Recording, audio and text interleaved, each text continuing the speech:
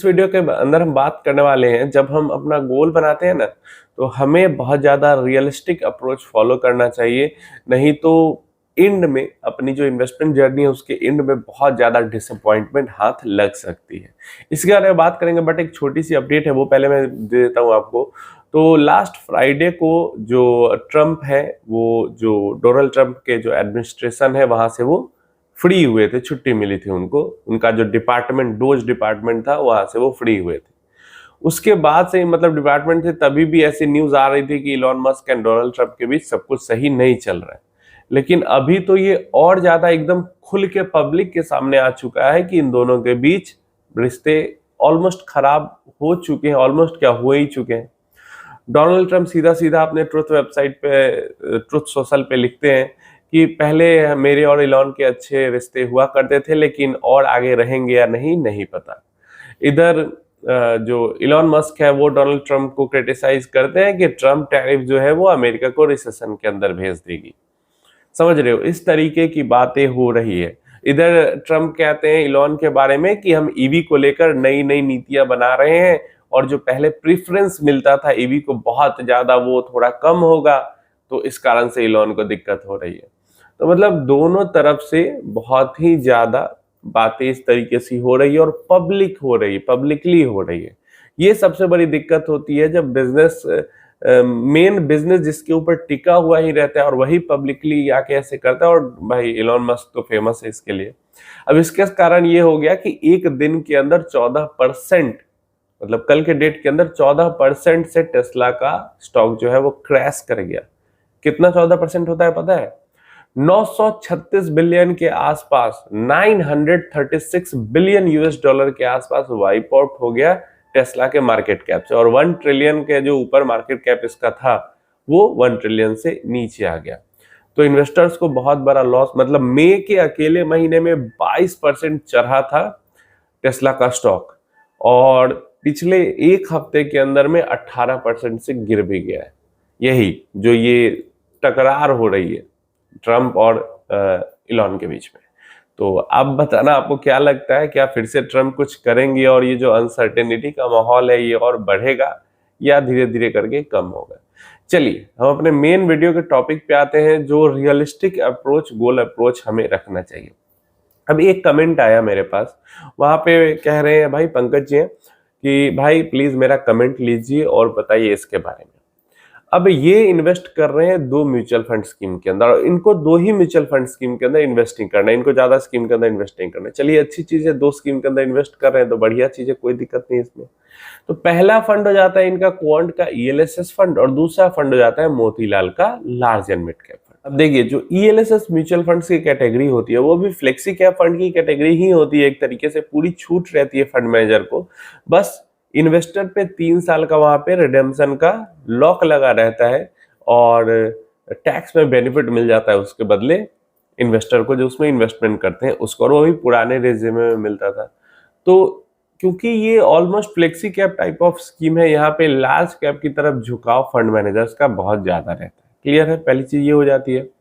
दूसरा, तो large and mid cap fund ही है, तो वहां पे तो लार्ज कैप के अंदर ज्यादा झुकाव रहेगा ही, मिड कैप के अंदर भी 35-40% तक एक्सपोजर रखते हैं फंड मैनेजर। तो ये दोनों जो स्कीम है, ये दोनों जो स्कीम है उससे 15 अगले आने वाले 15 सालों में 15% के ऊपर का अगर XIRR मिल जाता है, तो ये बहुत अच्छा रिटर्न माना जाएगा और बहुत बढ़िया बात होगी। क्लियर है, 15% से ऊपर का रिटर्न मिल जाता है तो बहुत अच्छी बात होगी। लेकिन रियलिस्टिक अप्रोच में क्यों कह रहा हूं कि जो आपका एक्सपेक्टेशन है वो है कि 17%, 18%, 20% तक आपको रिटर्न चाहिए। अगर आपका पोर्टफोलियो, जैसे 2 स्कीम की आपने बात की, अगर दोनों की दोनों स्कीम आप स्मॉल कैप भी रख लोगे ना, फिर भी ये गारंटी नहीं होगी कि आपको 20% तक का मिल जाए रिटर्न। हो सकता है मिल जाए, लेकिन ये गारंटी नहीं होगी। जब दोनों के दोनों स्मॉल कैप फंड्स होंगे ना, तो बहुत ही ज्यादा आपका वॉलेटाइल पोर्टफोलियो होगा, और ऐसे में 15 सालों में 17 से 18% तक की एक्सपेक्टेशन कर सकते हो। मिल ही जाए ये जरूरी नहीं, लेकिन एक्सपेक्टेशन आप रख सकते हो कि 17-18% तक मिल जाए। लेकिन जब आप लार्ज कैप हेवी आपका पोर्टफोलियो होगा, क्योंकि एक ईएलएसएस है, एक large and mid cap fund है, तो ऐसे में 15% का भी रिटर्न आपको मिल जाता है तो उसको बढ़िया रिटर्न माना जाएगा। तो सबसे पहले जो रिटर्न की एक्सपेक्टेशन है यहाँ पे, उसको आपको कम करनी चाहिए। 15% पे आपको अपना रिटर्न का एक्सपेक्टेशन सेट करना चाहिए। दूसरा, जो आप कह रहे हैं कि क्या 2-3 करोड़ रुपए बन जाएंगे आने वाले 15 सालों में, तो देखिए आपकी जो टोटल एसआईपी है वो 16,000 रुपए की है, 16,000 रुपीज की है। और एक सिंपल सा फॉर्मूला होता है म्यूचुअल फंड्स के अंदर में, या मतलब इन्वेस्टमेंट के अंदर में, 15-15-15 का, मतलब 15,000 रुपीज 15 ईयर्स तक अगर 15% से कंपाउंड होता है तो लगभग 1 करोड़ रुपए के आसपास बन जाता है। क्लियर है? तो आपके केस में आप 16,000 रुपए इन्वेस्ट कर रहे हैं, 15 साल तक इन्वेस्ट करेंगे, अगर 15% का उस पर रिटर्न जनरेट हो जाएगा तो डेफिनेटली 1 करोड़ रुपए का टारगेट अचीव हो जाएगा। लेकिन 2 करोड़ रुपए का टारगेट अचीव होना 15 साल में इन दो म्यूचुअल फंड से नामुमकिन तो नहीं कहना चाहिए, क्योंकि इक्विटी मार्केट है, इसके अंदर कुछ भी मुमकिन नामुमकिन नहीं है, सब कुछ पॉसिबल हो जाता है।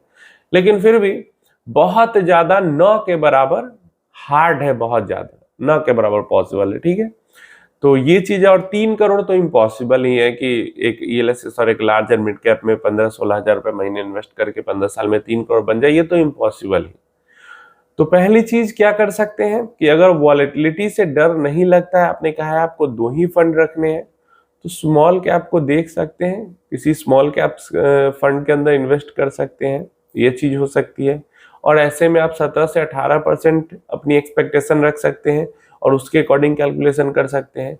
या तो इन्हीं 2 फंड के अंदर इन्वेस्टमेंट करें, 15,000 की जो एसआईपी है उसको बढ़ा के 30,000 रुपए तक ले जाए, या 20,000, 25,000, 30,000, जितना बढ़ा सकते हैं बढ़ाएं। क्लियर है? यही 2 काम आप कर सकते हैं। तीसरा काम क्या कर सकते हैं कि आप अपने टारगेट को घटा के, जो 2-3 करोड़ का टारगेट है उसको आप घटा के 1 करोड़ पे ले आए।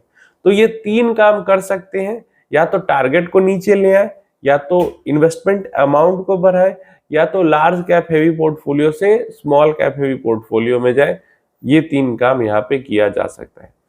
और इसीलिए मैं कहता हूं आप हमेशा ही अपने गोल के अकॉर्डिंग रियलिस्टिक रिटर्न की एक्सपेक्टेशन रखें और उसी के अकॉर्डिंग प्लान करके इन्वेस्टमेंट भी करें। नहीं तो 15 साल बाद मतलब मायूसी हाथ लगेगी। पैसा तो बनेगा कुछ ना कुछ, लेकिन मायूसी हाथ लगेगी और आप परेशान ज्यादा हो जाओगे।